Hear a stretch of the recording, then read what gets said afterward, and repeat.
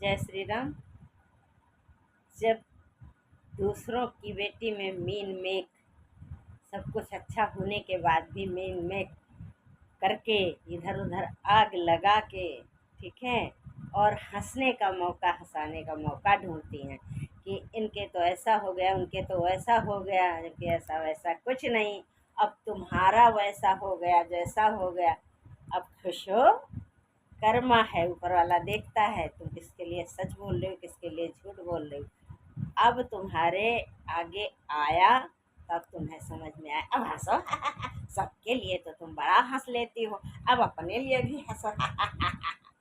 मुझे नहीं अच्छा लगता किसी का ये कि किसी बेटी बहू को उल्टा सीधा बोले, लेकिन गंवारों की, जाहिलों की, जिसके घर में फौज हो, वो दूसरे के बारे में बोलेंगी तो भगवान सीधा दिखाएंगे, ले देख, तुझे बड़ा मजा आ रहा था ना, अब ले मजा, ले मजा।